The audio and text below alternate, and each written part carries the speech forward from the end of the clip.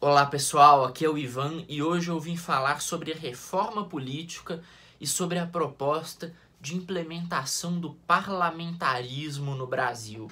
Muita gente trata o parlamentarismo como uma salvação e uma solução para os problemas políticos do Brasil. Mas para debater esse tema, a gente precisa primeiro entender a diferença entre o parlamentarismo e o presidencialismo, que é o sistema que existe no Brasil atualmente, em que o presidente da República, né, no caso o Bolsonaro, ele tem mais poderes concentrados, né, nas suas mãos. Ele acumula as funções de chefe de governo e de chefe de Estado. E o que isso significa? Significa que, como chefe de governo, o presidente ele é o responsável pelas políticas públicas, pelos ministérios, pela gestão da coisa pública em geral no país. Enquanto, como chefe de Estado, ele é o responsável por exemplo, representar o Brasil em cúpulas internacionais, representar o Brasil na assinatura de tratados com outros países e é também o chefe das Forças Armadas. É assim que acontece lá no Reino Unido, em que existe o primeiro-ministro, que tivemos lá o Winston Churchill, o Thatcher, agora temos o Boris Johnson, e que temos como chefe de Estado a Rainha Elizabeth, desde a Era Mesozoica, mais ou menos.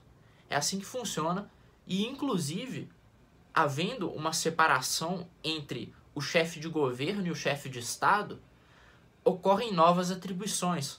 Por exemplo, o chefe de Estado, no caso a rainha, lá na Inglaterra, tem o poder para dissolver o parlamento. Uma coisa que, por exemplo, o chefe de Estado no Brasil não tem. O presidente da República não tem essa função. Em compensação, no parlamentarismo, o parlamento pode derrubar o chefe de governo. Imagine só, seria, né, no caso do Reino Unido, Boris Johnson. O parlamento pode derrubar o chefe de governo apenas através de uma moção de desconfiança, que é uma votação, um processo muito mais simples do que um impeachment, que é uma votação bicameral com acompanhamento do Supremo e denúncia da Procuradoria e etc.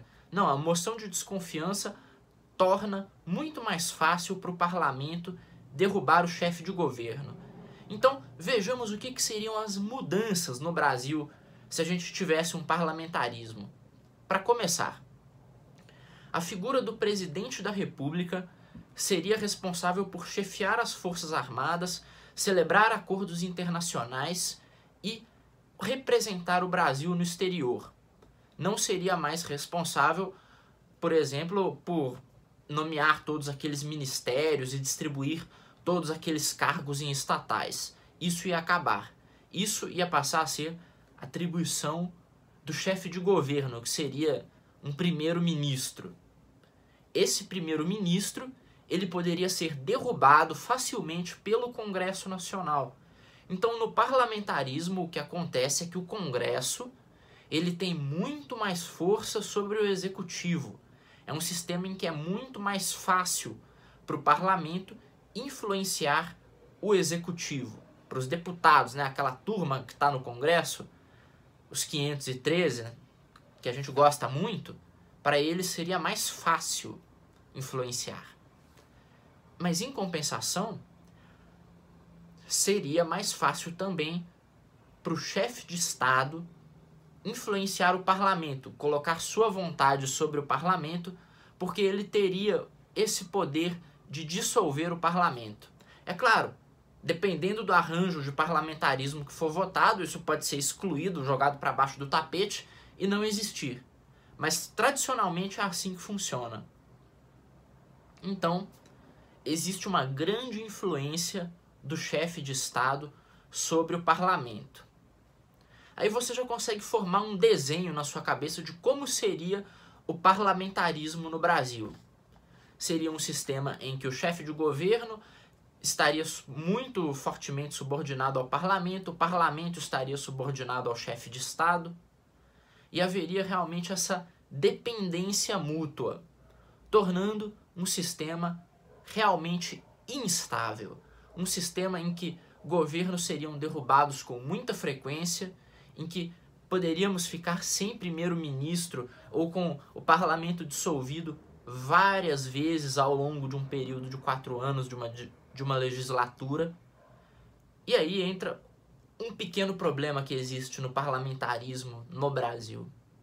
O Brasil é um país centralizado, em que todas as decisões têm que passar por Brasília, em que Brasília manda em tudo e nada funciona se não houver a aprovação dos burocratas e políticos lá no governo central.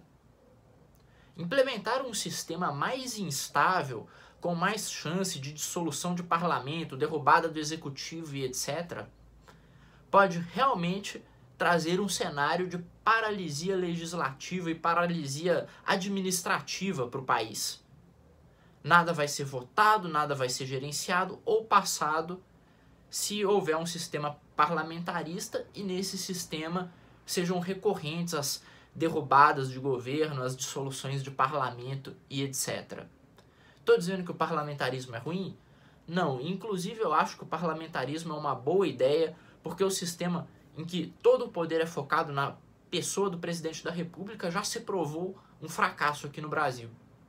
Mas não vamos imaginar que aqui vai ser igual ao Reino Unido. Na Itália também tem parlamentarismo.